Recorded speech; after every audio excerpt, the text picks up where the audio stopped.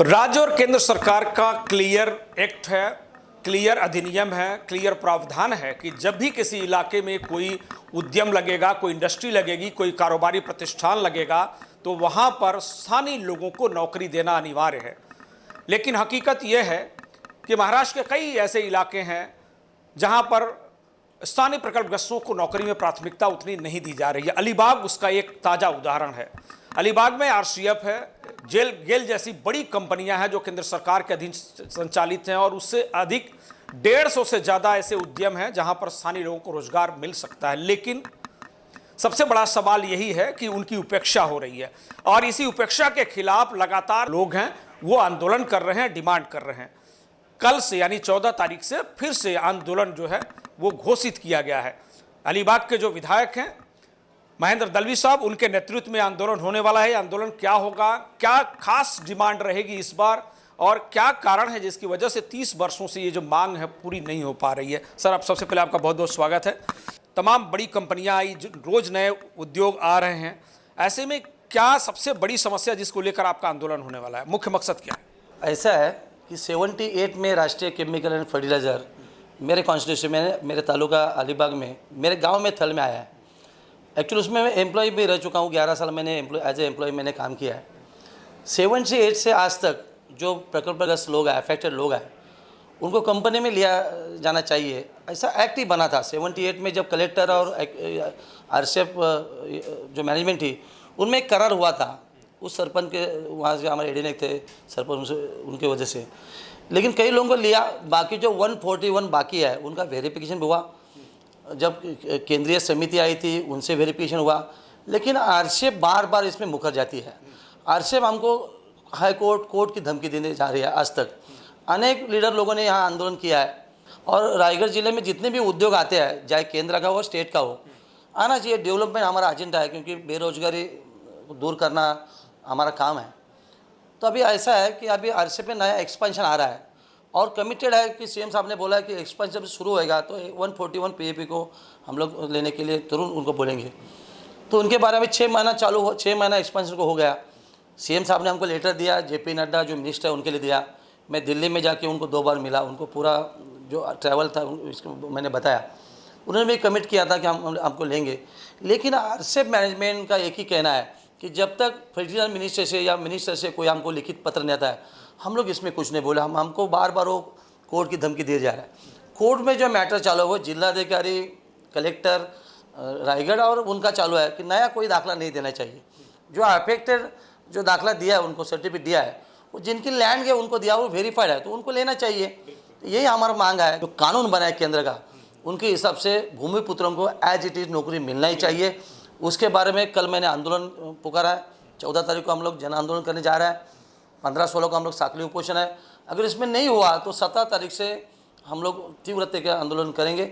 इसके जो आंदोलन की रूपरेखा क्या होगी, कौन कौन से लोग इसमें शामिल हो रहे हैं, क्या ये सर्वदलीय आंदोलन है जो महायुति के सारे घटक दल हैं वो साथ में हैं, किस तरह से इस आंदोलन को आगे बढ़ाया जाए? नहीं, इस आंदोलन में जितने भी पार्टीज है या संस्था है, ये सब लोग आंदोलन में सहभाग देंगे। मैंने उनको अपील किया है।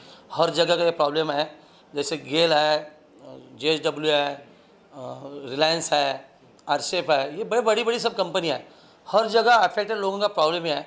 शुरुआत में आरसीएफ से करने जा रहा हूँ, एंड लास्ट में हम लोग करेंगे, लेकिन सब लोग उसमें साथ देंगे। मुझे ऐसा लगता है कि हर जगह का ये प्रॉब्लम है और मुझे लगता है आने वाली इंडस्ट्री के हिसाब से भूमिपुत्रों को नौकरी मिलने के लिए अगर इसमें कोई दोनों सरकार साथ में आकर अगर न्याय नहीं देती है तो रास्ते की लड़ाई लड़ना हमारा काम है। आपने जिक्र किया कि मुख्यमंत्री देवेंद्र फडणवीस जी ने खुद वादा किया था कि जब एक्सपांसन होगा आरसीएफ का उस वक्त सभी लोगों को समाहित कर लिया जाएगा। आज भी मुख्यमंत्री हैं, वादा पूरा नहीं हो गया है। क्या आपको लगता है सरकार की नीयत सही नहीं है? सर, उन्होंने हमको लेटर दिया था जेपी नड्डा के लिए, उसमें स्पष्ट लिखा था जो भी आज तक हमने पत्र व्यवहार किया उनका रेफरेंस उसमें दिया था। कोर्ट का डिसीजन उसमें दिया था। मुझे ऐसा लगता है कि 2-4 महीने में ये होना चाहिए था, लेकिन आज तक नहीं हुआ। इसके लिए हमको रास्ते पे उतरना पड़ा। मुझे ऐसा लगता है कि महाराष्ट्र के मुख्यमंत्री संवेदनशील है, हमारे नेता शिंदे साहब संवेदनशील है, अजीत दादा जी संवेदनशील है। मुझे ऐसा लगता है एक एमएलए अगर लोगों को लेकर रास्ते की लड़ाई लड़ती है तो उसको उनका समर्थन जरूर मिलेगा। समर्थन है, उनको हमको न्याय मिलेगा। 2 लाइन का लेटर चाहिए कि जो अफेक्टेड लगा उनको लेना चाहिए। यही हमारी लड़ाई है। अगर इस आंदोलन के बाद भी न्याय नहीं मिलता है प्रकल्पग्रस्तों को, तो आपकी अगली भूमिका क्या होगी, अगली रणनीति क्या होगी? नहीं, हमारी लड़ाई रास्ते की जारी रहेंगी।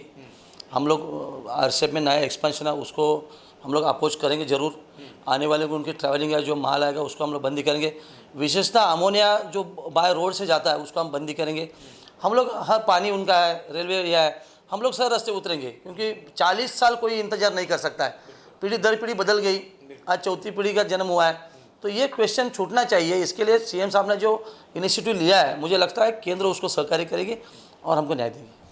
आप खुद सत्तारूढ़ सरकार में सरकार के विधायक हैं, सरकार दोनों जगह है, केंद्र में भी सरकार है, यहाँ भी सरकार है। आप खुद कह रहे हैं कि जेपी नड्डा के साथ बैठक हुई थी लेकिन आज तक कोई समाधान नहीं हुआ। क्या लग रहा है कि केंद्र सरकार जो है वो मदद नहीं कर रही है प्रकल्पग्रस्तों को, या उसको न्याय नहीं देना चाहती? मुझे अपेक्षा है कि केंद्र सरकार के जो मंत्रीगण हैं, नड्डा जी है, महाराष्ट्र के मुख्यमंत्री, हमारे नेता है, मुझे ऐसा लगता है कि कल से वो बातचीत करके लीगल एडवाइस लेके हमको न्याय देगी।